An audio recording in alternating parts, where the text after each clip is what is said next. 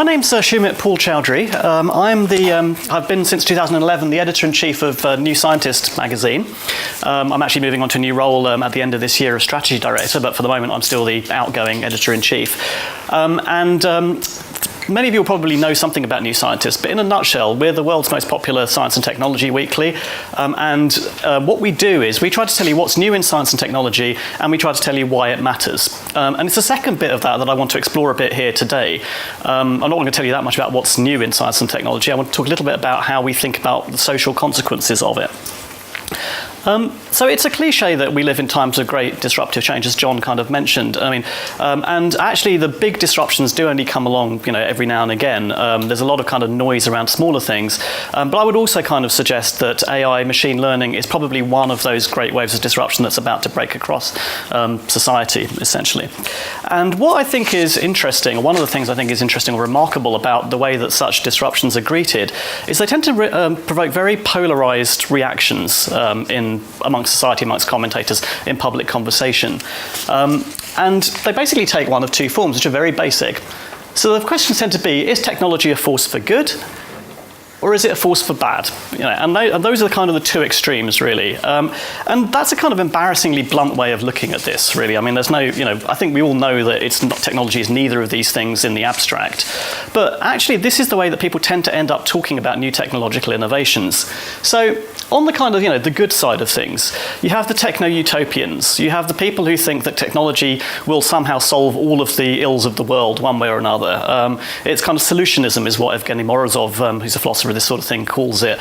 You think that technology would simply somehow sort out everything that's wrong with us, whether it's getting a pizza delivered to your door or world hunger, it doesn't matter about the scale, it'll sort it out somehow or other.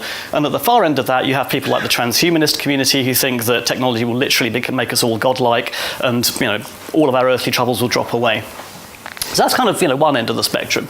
The other end of the spectrum is people who think that technology will rob us of everything that is important about being human. It'll strip away all of the kind of finer feelings and qualities that are associated with being who we are, and we'll end up just being kind of either automatons or trapped in this kind of dystopian hellscape of the future, which is why the Terminator's up here. Whenever we do a story about autonomous systems or about machines becoming capable in some way, you can guarantee that one of the first responses that we get on social media is going to be this. We instantaneously get people invoking Skynet and talking about this is the end of humanity and so on.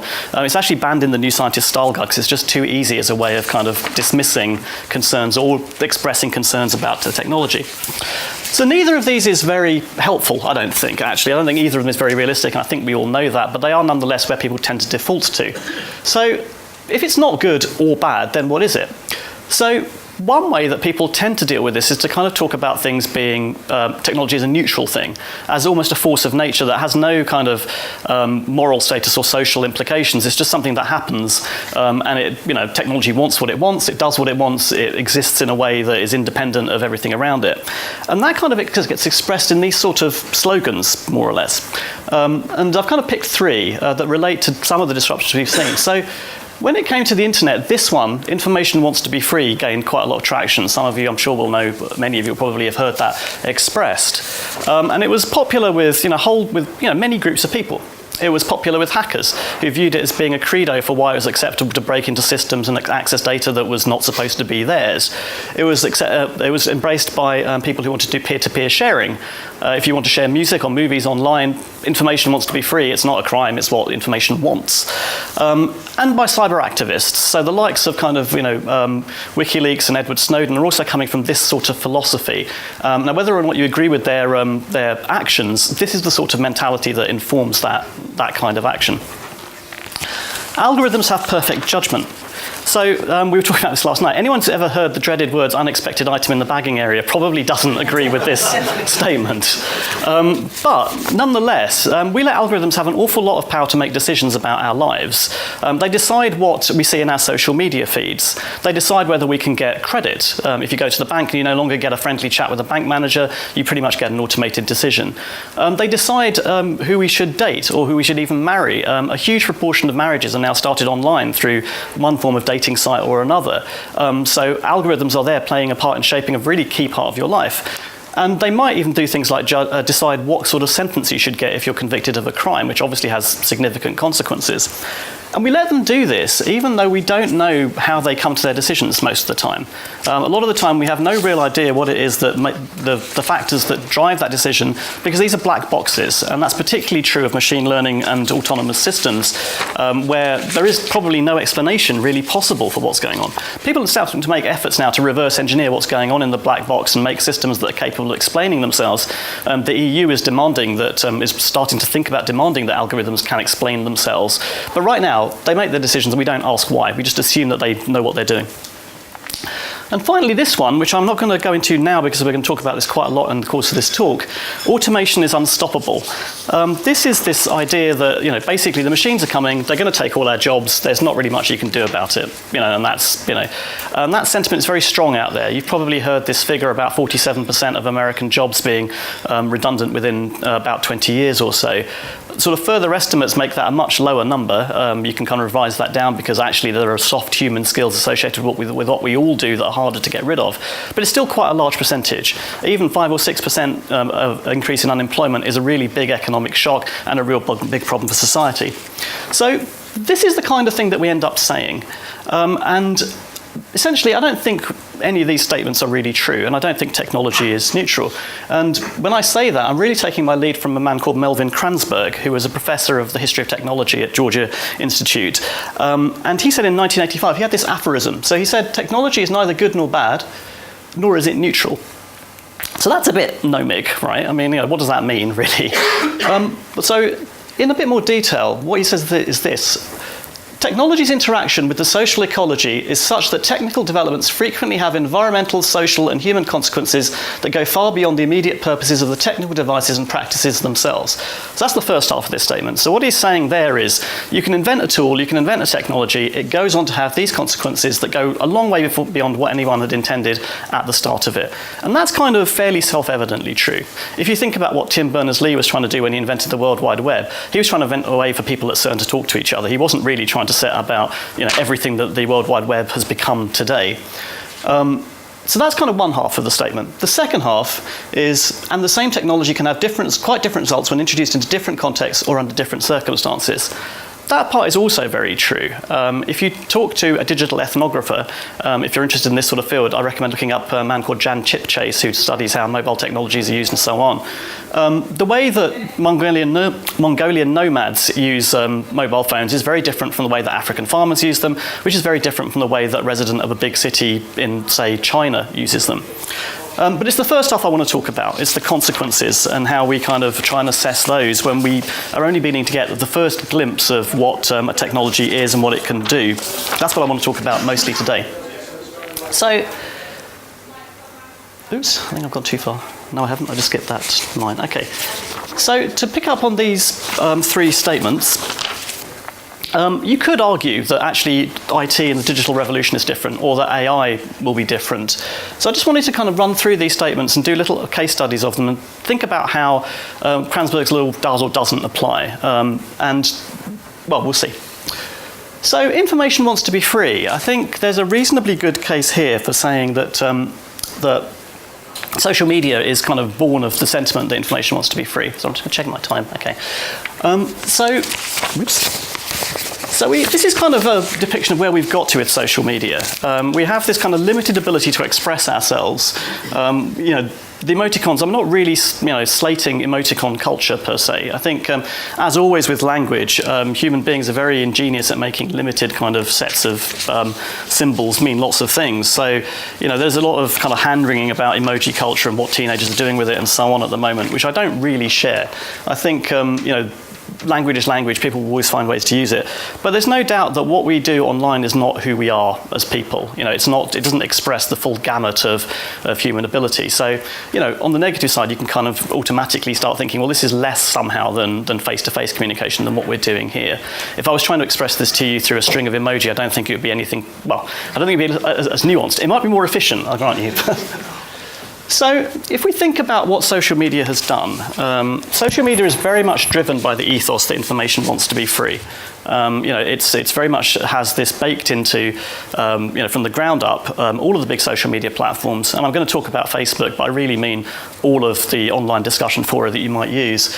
Assume that the information should be free, that people should communicate as freely as possible, that should be something that they facilitate.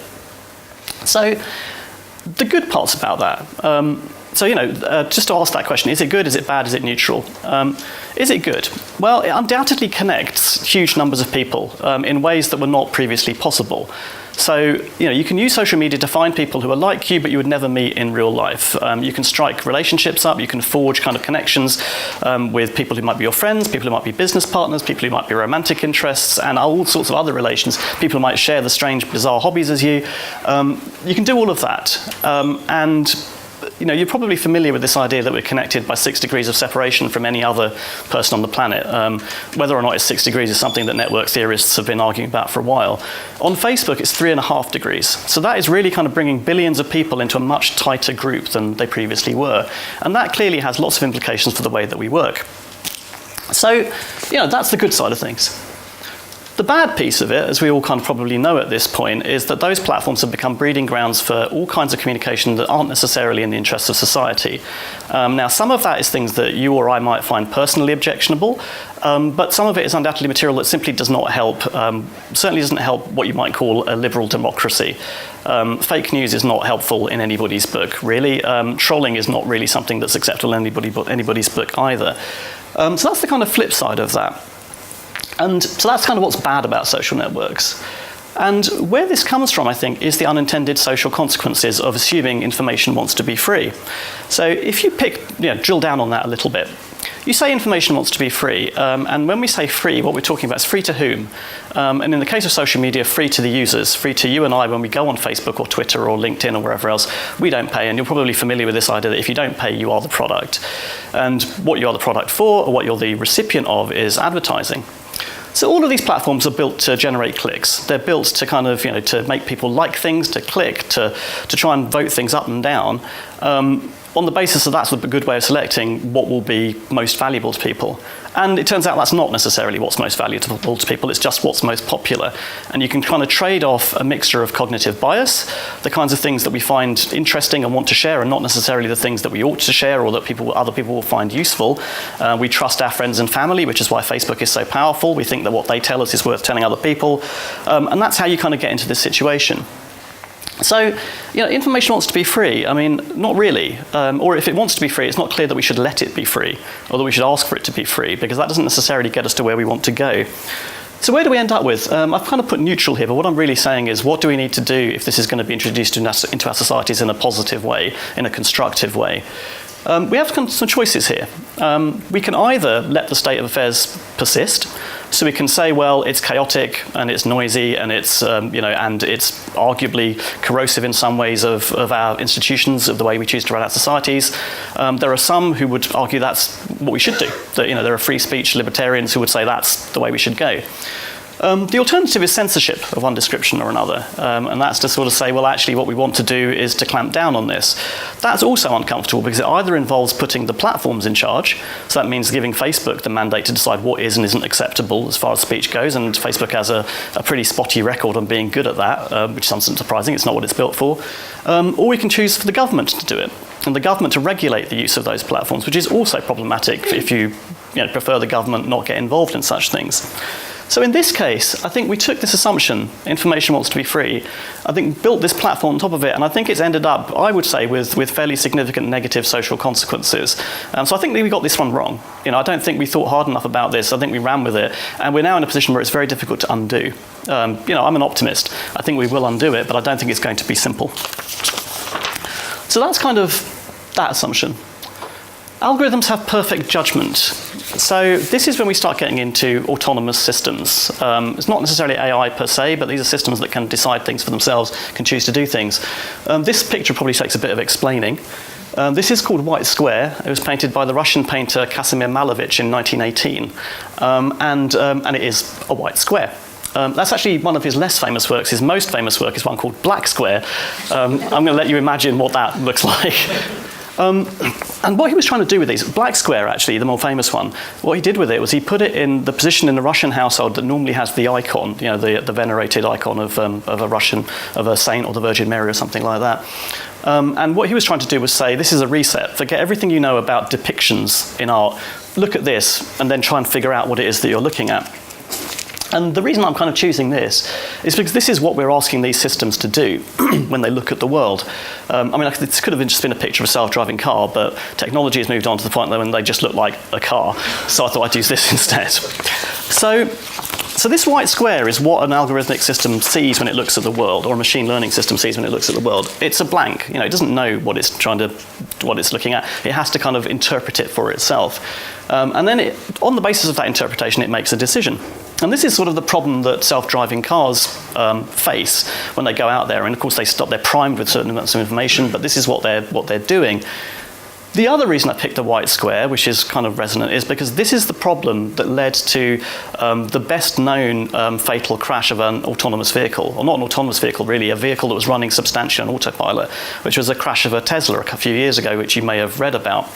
What happened in that instance was the car saw the white side of a truck and it didn't realise that it was a truck. It assumed it was simply continuous with the bright sky behind it. The driver, this is disputed, but the driver would seem to have been distracted for one reason or other and didn't notice that either. So in a real sense, a white square is kind of at the heart of the problem here. This is what a white square is what the machine didn't recognise as a problem, and why it ran into the truck and it killed its passenger. So, self-driving cars. What's good about self-driving cars? Why can we say they're a force for good? At this point, I think it's probably safe to say the argument has been won that they will be safer than conventional transport.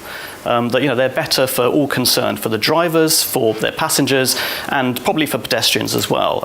We've kind of had enough kind of real-world experience to say they seem to actually be better at navigating the world than human drivers are. They have a lower accident rate.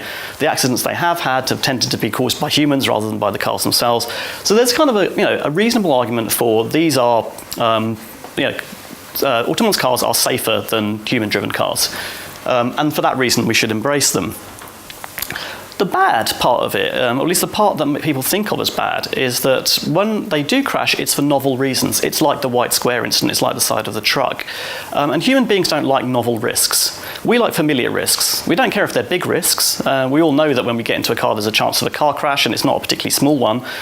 You could go to things like smoking, which are even more extreme in terms of things where we know there's a substantial risk, but we're willing to accept it because it's familiar. We don't like novel risks. And when these cars do have incidents or the situations they find themselves in, they will be novel. They will be situations like this one where the sensors fail. There will be situations in which it might be that hackers get involved. That's something, of course, that no car company wants to acknowledge, but it is a possibility. Even things like the weather can make autonomous cars difficult to control and make it difficult for them to do their jobs. So there's some bad here, and the bad is that we wouldn't know how to handle those situations when they arise. So what do we do about that? These are not necessarily common situations. You can't program them in from scratch. To give you an idea, one of the situations that a Google car encountered in 2014, I think it was a woman in an electric wheelchair chasing a duck with a broomstick. So this is what this car encountered, and it had to decide what to do about that. Which bit was it going to ignore? So these are not things you can program in advance. No one anticipated that. People did anticipate something else that they encountered was teenagers playing chicken with the car. When they realised it wouldn't run them over, you jump in front of it, the car stops, hilarity ensues. That one is reasonably predictable, but nonetheless, you can't just run over an irritating teenager because they're an irritating teenager. So there are novel risks here, and there are things we're going to have to do. So what do we do about it? So that means we have to encode some sense of the ethical choices we would make when driving a car into the algorithms that decide what it should do, where it should go. There's a team at MIT that's investigating this using something called the moral machine, moralmachine.mit.edu if you want to try it, it's quite fun. And it's based on this thing called the trolley problem, in which, so the trolley problem, we would call it a tram in the UK, it's an US term, is essentially you're the person who controls the signals for a tram line. You send the tram one way, it'll kill one person. You send the tram the other way, it'll kill 5 people. Does anyone know about this? So you can send it in 2 different directions, and you choose which one is which. And of course, it's a bit of a no-brainer that if it's a choice between 1 person and 5 people, you choose the 1 person. Unless, that is, the 5 people, the 1 person is a member of your family. in which case suddenly you think, well, you know what, 5 strangers, 1 member of my family, and your principles might slip away at that point. And then you get into more judgmental things. If it's one person who looks like that, if it's an elderly person and a bunch of young people, you might think, or the other way around, you might think about that. And these are the kinds of dilemmas that the moral machine tries, and they've run it with thousands and thousands of people asking them, who would you pick? They do it with animals, they do it with criminals, they do it with people who are fit and unfit and so on. From what I remember, people are fonder of dogs than they are of criminals, so they tend to pick saving the life of a dog in a car than they do a criminal on the road, which is, So that example of if it was your family or a stranger, that's kind of at the heart of this, because most people say, when asked, they would rather preserve the maximum life. They would rather that the car chose the path that saved the most lives. And then they say, but not if it's my life that is at risk. I don't want a car that's going to sacrifice me at the first opportunity. These are all theoretical problems. I mean, in real life, these situations don't occur very often, but somehow or other we do have to be able to deal with them. So we need to encode that into the algorithms. And we need to somehow make, and that really means deciding which set of values we want to encode. Because as with the social media free speech argument, we don't want them to all just decide something different. That's a recipe for chaos on the roads. I mean, in some ways that's what we have now, but even worse, because it's machines doing it rather than people who can at least be held liable in some sense. So this is what I mean by the morality of morality. We don't really even know how to pick a set of moral values to embed into an algorithm that will drive a self-driving car. And we don't really know how any of that will actually play out in the real world. So this is kind of interesting. This one I'm more optimistic about than I was about the social media. I think on this, there are signs that we're doing the right things and we're thinking about this proactively. The German government, for example, has put out a set of rules for self-driving cars that kind of start to stipulate this. Whether or not they can be turned into engineering reality is a different question, but they are at least starting to think about the problem. The manufacturers are talking about the levels of autonomous vehicle. There's 5 levels of autonomous vehicle that you can have, from completely automatic, where completely human-driven, through to completely automatic, and then kind of points in between. There are points where the car can ask for help and so on. There'll be a bit more talk about this later on, I understand, in terms of in the educational context. So there are things being done, and I think we're kind of probably heading in the right direction. I think we've probably anticipated where this is going before we get there. So then we get on to the third of these statements, which is automation is unstoppable. And with this one, this is the idea, as I said, that robots will put us all out of work. So again, this good, bad, neutral framework. So the good of this, or the good as we pitched it, is that it frees us from drudgery. Machines, historically, the pattern has tended to be that automation takes over the jobs that nobody wants to do. The tedious, back-breaking work that's physically demanding, the really boring, repetitive assembly line kind of work, perhaps, and for that matter, maybe getting through a huge stack of exam papers, against that. My teacher friends tell me that's kind of arduous, back-breaking work as well. So that's the promise, and historically that's what's tended to happen, is that people get freed up to do more interesting, more stimulating work and less demanding work. The argument this time, though, is that maybe that doesn't happen here, because we're talking about different kind of machines. We're talking about machines that take over the thinking part of the equation. And that's where these kind of numbers come from, this 47% of jobs at risk, or 16%, or 6%, but however much you stack it, it's quite a large number. And of course, it's kinds of people that we don't expect to be put out of jobs, frankly. I mean, it's the white-collar workers as well as the blue-collar workers. So, so that's the bad part of it, is that one way or another, there's probably going to be an economic shock associated with this. And the fact that previous, generations have lived through their own economic shocks as machinery came in doesn't necessarily make it any more comfortable to live through this one. The social consequences of that, then, are really economic redistribution. There's a reason I picked Rise of the Robots as the title for this. That's the title of a book by Martin Ford, which, if you're interested in this subject, I do recommend you read. It was the FT Business Book of the Year last year, possibly the year before, in which he kind of outlines why it is that actually this is an economic decision. It's not a technological decision. A robot doesn't apply for a job. People give a robot a job. Robots don't just simply walk in and say, I'm going to take your job tomorrow. Somebody has to decide to do that. And the economic incentives we have in place at the moment all exist to make automation desirable. What that does, whether or not you want to intervene, is to redistribute. It creates economic redistribution. If you carry on in a straight line from where we are, what that does is it gives the people who own the machines a vast amount of power and money. And you can see that starting to emerge with people like Jeff Bezos, who I saw crossed the $100 billion mark in terms of personal wealth the other day. It accumulates capital in one part and it puts everybody else out of work. That's the kind of straight line trajectory.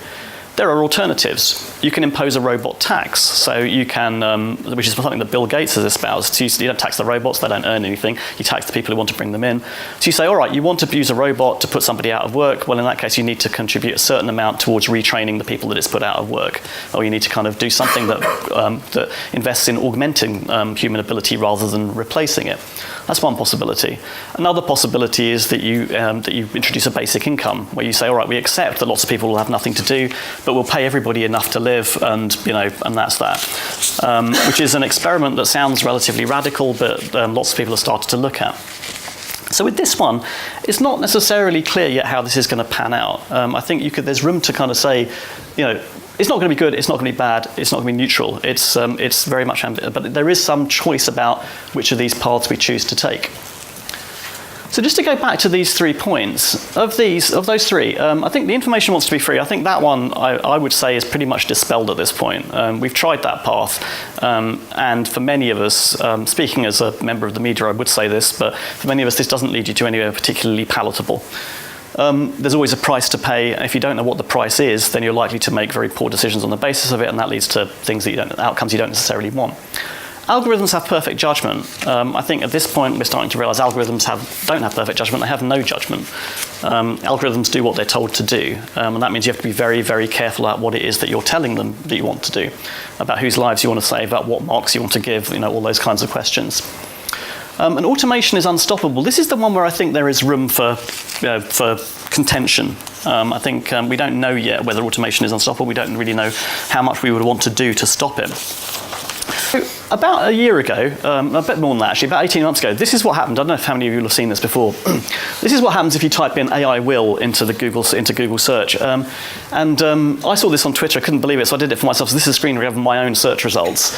So you get AI will kill us, AI will not kill us, AI will destroy humanity, AI will never happen, AI will be the end. So there's a theme there, right? This is all pretty apocalyptic stuff. And it's kind of, this is not something I don't think that you would have got if you typed in the internet will or mobile phones will. So, so what is it that causes this level of angst? I don't know. We've got to this kind of pitch of almost hysteria about this technology. There's also kind of obviously lots of people saying this is going to be great for solving all sorts of problems, and we'll come to that in a minute. But this is this is kind of expressing the people's sentiment, if you want. I think it's worth remembering how we got here. So some of you may know that computers were originally people, human beings. Computers were originally young women, in point of fact, mostly. This is a picture at NASA, from the NASA Goddard Center. Most of the early Apollo moon missions were designed, the trajectories were developed by groups of people like this, working in rooms mostly unremarked until relatively recently. There was a film called Human Figures that came out this year that's about the work of these people, these largely women, as I say, with mechanical calculators cranking through things, and that was a computer. And when electronic computers came along, there was a certain degree of disquiet about it. And actually, if you read the fiction of the time, you'll find that people were concerned in the same ways as they are now about where this was going to go. Not quite so apocalyptic, but they had these kind of visions of machines taking over and people being out of jobs and all the rest of it. And there's actually a movie, it's a 1957 movie called Desk Set. Has anyone seen this? Probably not. It's a Spencer Tracy, Katharine Hepburn movie. It's a screwball romantic comedy about computerization, which is quite something. But it's about TV Research Network and the kind of internal politics that strike up when they try to computerize it. Spencer Tracy wants to, Katharine Hepburn doesn't. They eventually solve that by falling in love, which is not necessarily scalable, but But it's interesting how much the themes of that echo the kind of conversations we're having today. What actually happened, of course, was that electronic computers came into the workforce, into our daily lives, and we realised that actually they were really good at computation, at crunching numbers, and not much good at anything else. And we realised that actually they were just supplementing what human beings could do. They weren't replacing it. They replaced what these people were doing. These people went on to work with the computers. They worked on, they became engineers. They became computer scientists, and so on. So it hasn't replaced what human beings do. It hasn't replaced human beings, and that's one of these historical parallels. So then you get to this, which some of you probably remember. This is in May 1997 when Garry Kasparov, who is down here despairing, lost at chess to Deep Blue, the IBM supercomputer. At this point, people were thinking that chess was the ultimate kind of test of human intellect, and Deep Blue kind of just blew it away. But the same sort of thing happened. We realised that actually it was really good at chess, but that just meant that chess wasn't actually the bastion of human intellect after all. We thought it was, but it turned out not to be because, it couldn't do anything else. It couldn't tie shoelaces. It couldn't, tell you a story. It couldn't drive a car. So it's a supercomputer, and supercomputers have gone on to become extremely important. Ooh. But it's not it's not the be all and end all. It didn't actually represent an end to human dominance. So then where we are now, this is the end of 2015, and this is Google's DeepMind division's Alphago program. How many of you know about Alphago? Okay, so Alphago plays Go, which is a much more complex board game than chess. You can't solve it through brute computation. Chess you can solve by crunching all the numbers and working out what the winning strategy is. Go requires something much more intuitive, really. There's no real other way of putting it. So AI specialists didn't think that anyone was going to beat a human being at Go or a world quality player at Go for years, for decades. But actually, in October 2015, Alphago did it. It beat Lee Sedol in 4-1 in a competitive match. Lee Sedol at that time was the 4th-ranked player in the world, I think. Alphago has since gone on to defeat the top players. It's defeated online players. It's defeated everybody there is to defeat at Go. The interesting thing about this is, as I say, it's intuitive, Go. It's not a programmable game in a very easy sense. There were 2 really interesting moves that came out of this, and I'm kind of using this really as symbolic. I mean, we don't know how translatable this will be to the wider space, but there were 2 moves that were of great significance in this. So the first move was move 37 in game 2, which AlphaGo played. And it was a move that no one had ever seen the like of. It was a move that didn't even seem to make any sense when Lee Sedol saw it, when other Go players watching it saw it. So this move doesn't make any sense, but it won the AI the game. Because it was radically unlike anything that anyone was expecting it to play, and he didn't know how to respond. The other move of significance was in game 4, move 78, which is the game that Lee Sedol won. And he won it by playing his own move that was radical and departed from existing tradition, and which took the machine off guard. And so AlphaGo didn't know how to react to that, and it lost that game rather. Although it did still eventually win the whole match. So what you're getting here in a very limited domain is a machine that is being creative. For a very limited value of creative, it's coming up with a novel solution, and it's intuitive because it can't explain how it did it. You can't ask AlphaGo how it came up with that move. And so this puts it much closer to things that we are still thinking of as being intrinsically human. And when you ask AI researchers about this, there's a variety of opinions about this, but there was a survey earlier this year of AI researchers, 350 of them, is a big survey, and about 50% of them said that machines would be able to replicate all human tasks by 2060. So that's not that far off. A lot of us, some of us in this room will live to see 2060. So they think it'll be better at translation by 2024. They think AIs will be better at writing high school essays by 2026, truck driving 2027, writing best-selling novels 2049, and surgery by 2053. And actually, they didn't put a date on when they thought they would put AI researchers out of work, so that tells you something. So this is kind of edging very much more towards human territory. So what does that mean for us? Well, I don't know, is the honest answer to that. I don't know whether that's whether to take that kind of seriously as an existential kind of threat to our sense of supremacy, or whether, actually, my hunch would be that actually it will turn out that again is a different kind of thought, a different kind of machine intelligence that will not overlap or usurp the things that human beings are really good at. We already have machines that are more creative than us in certain ways. We have machines that can churn out hundreds and thousands of patterns endlessly. If you give them, input data, they can then turn out any number of patterns based on that, at speeds and at rates that no human being can ever keep up with. Does that put humans out of work? Not really, because we're not particularly interested in generating thousands of patterns arbitrarily. We want ones that are aesthetically or culturally suitable for what we do. So, we'll see how this technology evolves. It certainly kind of is provocative, but there is reason for thinking that it may not, I would say that history would suggest that actually we will end up discovering how it complements our abilities rather than supplants them. And that's why I kind of think that actually what we probably want to be talking about here is, or thinking about when we think about the social consequences of these technologies, is how to augment intelligence. Now, this may be something that you've heard before. Artificial intelligence and the replacement of human skills is kind of the on-the-nose way to think about this. Automation is unstoppable. We should just let it get on with it, and that's all we should do. I would argue that what we really want to be thinking about here is how we use this technology to augment what we can already do. How we use it to make us better at the tasks that we have in hand. And so with that kind of in mind, I just wanted to talk very briefly about, to close, about some challenges just to bring this to the subject of today's talk. I mean, I was asked to start this general, which is why this is not about education, but I wanted to conclude by talking a little bit about educational assessment. And I'm very sort of painfully aware that I know less about educational assessment than every single other person in this room. So I'm just going to offer this up as kind of some thoughts from where I am. They may well come over as being naive or whatever, or you may have the answers already, but I'd like to think that maybe they'll help to spur a bit of thought about where you could take this technology. So, just to return to this, we live in times where we're increasingly supplied with information rather than seeking it out. You'll notice here, this is what I got 2 days ago when I put that same Google AI search in. You'll see it's become a bit more nuanced if you can read it. There's a lot of taking over jobs and replacing jobs in there along with destroying humanity. The first result is AI Will Smith, which says something in itself, which also says something about what people are thinking. But, so this is what you get now. It's a bit more nuanced. But I like this, I mean, not just for that reason, but because this is sort of indicative of the trend towards things pushing information at you, of things suggesting what you should be interested in, what you should be thinking about, what you might find useful.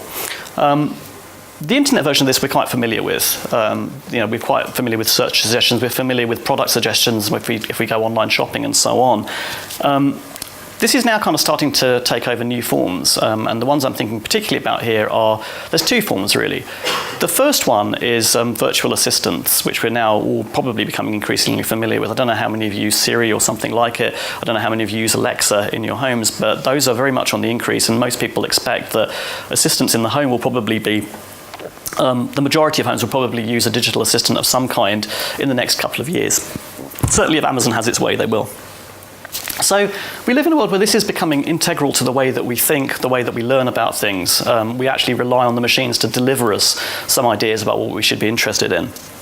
So that's the kind of media, that's sort of the information ecosystem that we're moving into, and in particular that younger people are growing up in now.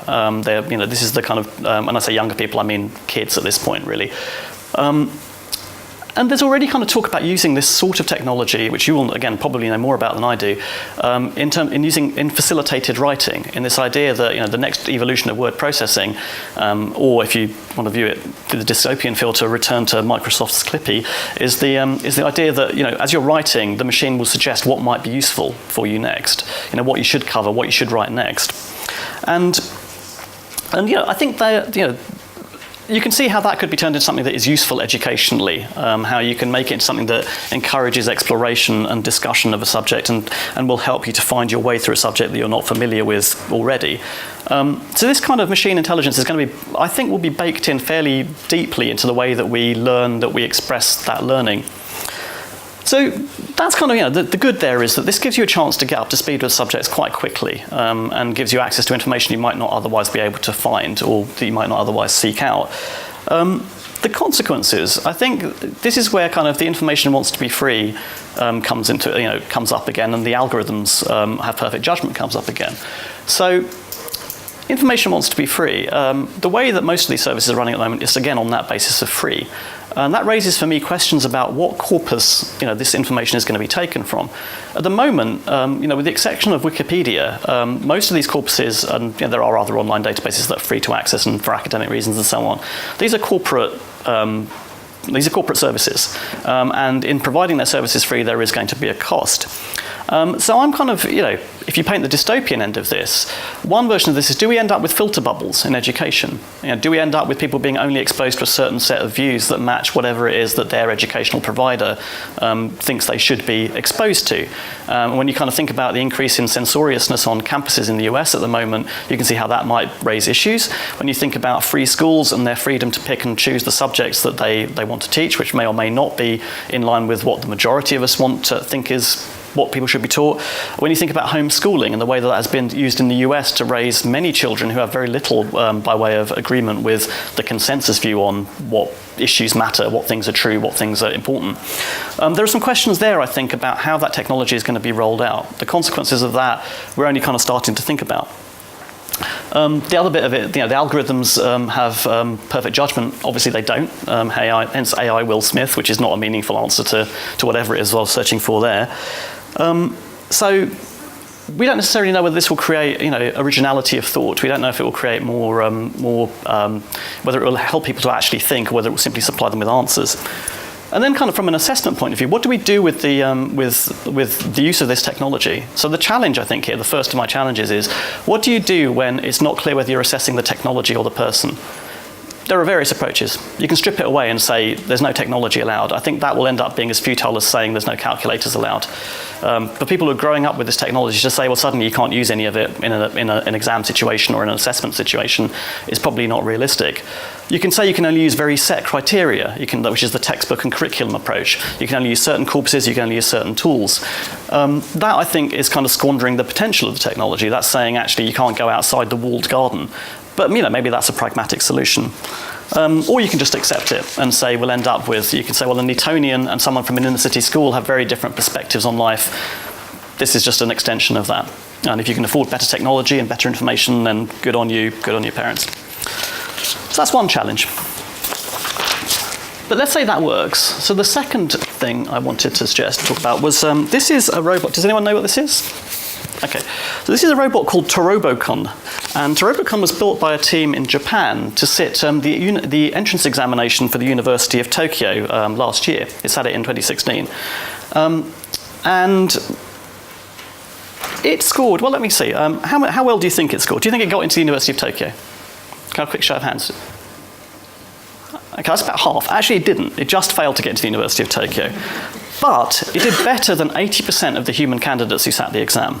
That was good enough to get into 63 other Japanese universities.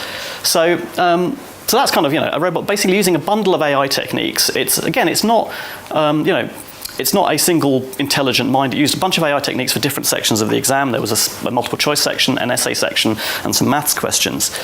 The troubling thing about this, of course, is that it doesn't know anything. It hasn't actually learned anything. It's not been educated in any sense. Torobocon is not a person. It's used statistical pattern matching to find good answers to the questions it's been asked. It has not been educated in any meaningful sense. So the question this threw up for the people who made the robot was, well, in that case, what is it that the people who are taking this test are doing? Have they learned anything in any meaningful sense? Have they been educated? Or are they simply doing what it's done and regurgitating, good answers to questions without having assimilated that at any deeper level? And I would suggest that as the technology and the person become more integrated, that question is only going to become more problematic to answer. It's not going to become any easier to figure out whether someone's been educated or not. And then going beyond that again, if what we're teaching people to do are things that a machine can do, then we're not teaching them the things they do need to do for this kind of robot-equipped future. If all we're saying is actually you can do worse than this robot on an exam, that's basically asking for an automation to become unstoppable. Then there is nothing that you can do that is valuable enough to make you worth keeping around. So that calls for a rethink of what we're teaching people and what we are testing their ability to do. And I don't think as yet we know what it is that we're asking them to do. We don't know what that gap is outside what this machine can do. So that's the kind of second challenge, is what becomes to education and exams, what becomes of education and exams when you don't actually need to learn anything to pass them. So at the moment, this is a robot in controlled circumstances. In the not too distant future, it will probably be people with technological augmentation may be capable of doing the same thing. And that obviously causes all sorts of ructions for standardized examinations. So one possibility about what we do with that, and this is kind of by way of wrapping up, is what John actually alluded to earlier. So this is a still of, I don't know how many of you have seen this, of a school in Belgium where they brought in drones to help invigilate an exam. Tragically, I have to tell you, they didn't actually. It was a stunt by the school, and they got lots of viral video traffic. I wish it was true, but they didn't. But I do like it as a metaphor for this kind of pervasive, persistent surveillance of what people are doing. And in reality, of course, it's not going to be a drone. I don't think it's probably going to be. It might be an AI assistant in the form of a box. It might probably be in software that people use. But what this opens up is the idea that you can have continuous, ubiquitous assessment of what people are doing. And it moves very much away from the idea that you're going to go and sit an exam at any point. Once you've got to this world, there are all sorts of things that become possible. So you can intervene in people's learning. So when learners need help, you can intervene much more dynamically. You can respond in a much more personalized way. You can aggregate all of that data over a learner's lifetime experience to come up with strategy for that learner. You can aggregate all of the data across all of the learners to come up with strategies that work for groups of learners. There you have to be careful, because we know that these algorithms do not have perfect judgment. We know that when we've done that kind of aggregated data in the past, it's ended up creating biased outcomes for certain groups, because they're very good at reading the bias inherent in the data set and reproducing it in their conclusions. That's not an outcome we really want to happen. But it does open up the possibility of having much more dynamic, much more flexible learning strategies. And it raises the possibility that all sorts of people can be educated and have that education accredited without necessarily ever having to set foot in the testing centre or to sit an exam. You can rack up micro-credentials over the course of your lifetime, or your learning lifetime. You can be recognised for highly specific skills rather than for a generalised, broad-based education. All these things become possible if you have this kind of pervasive assessment, essentially. There are problems. This is surveillance, and the degree to which, I think probably having school kids surveilled while they're doing their work is probably not that problematic, but it becomes more problematic when you go into workplaces or outside that environment. There are undoubtedly going to be some questions about privacy there. There's the question of algorithmic bias. So that's kind of my final kind of challenge, really, is how do we take this massive data, this aggregated data, and turn it into individual, meaningful outcomes for individual learners? That's something that machine learning puts on the table. We don't yet know how we're going to deal with that. The answer to all three of these challenges, I would say, is essentially to return to this, which is a much bigger question than we've been dealing with here, really. But what is education anyway? What is education for? Who is education for? So I'm not an expert in pedagogy, right? So I don't know what the history of the way that people are taught is in that much detail. But it does seem to me that we are still relatively wedded, at least in the West, to the idea that that you're educated at the beginning of your life, which admittedly is a formative time for learning. It's a good time to learn things. You're educated with a set of skills that are supposed to hold up for life, and that assumes that the environment doesn't change. That's actually a model that you could apply to hunter-gatherer lifestyles 40,000 years ago. Here's what you need to know. This is how you hunt a bison. There we go, that's it for the rest of your life, nothing's ever going to change. We don't live in that environment anymore. So the environment in two ways, I think, is changing. One is the complexity of the world that we live in now. We live in a world with billions of people in it who interact in billions and billions and billions of ways, exponential ways. And a world in which the challenges that face us are global and complex. Climate change is the most obvious example of something that is an extremely big problem that has it's very hard to grasp. And I don't think we're necessarily educating people. I don't think the kind of education we provide at the moment is necessarily up to the challenges of navigating those problems. That's a problem for society as a whole. Because that's what kind of historically brings civilizations to the edge of collapse. This is getting a bit apocalyptic, but that's kind of, being ill prepared to deal with the society we live in is not, that's clearly not what anybody wants from education. The other sense is education over time. So that kind of idea of skills for life also probably no longer really applies, because the speed of change is such that whatever you learn today is not necessarily going to be particularly useful tomorrow. We don't know very much about how to re-educate people. We don't really know what learning strategies are better for learners as they get older. And then this kind of final bit, it's not clear to me that the people when we talk about education at the moment, we're very often talking about it in the context of the workplace, in what employers need, what the economy needs. It's not clear to me that that's what we're going to necessarily have to measure this on in the future. If you're not talking about single employers, if you're not talking about employers who will persist for any significant proportion of your lifetime.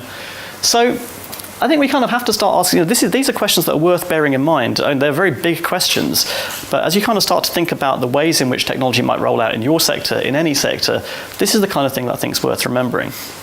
There's one final thought. So I was thinking about this, and I thought, all right, so in the not too distant future, and as always with these things, the date is a movable feast, I can envisage that there won't be schools or colleges of any meaningful sort. You'll be followed around by a little drone that will pick up whether you're learning anything or not. I can imagine that there won't be exams in the sense that I understood them, that I won't ever, people will not go to a room and sit down and demonstrate their knowledge. Certainly they won't demonstrate their knowledge cut off from the outside world. But I thought, actually, what I do think is that people are always going to have to prove that they've learned something. So, everything else about education might change, but I do actually think that assessment is probably here to stay. And that's what I leave you as a concluding thought. Thank you.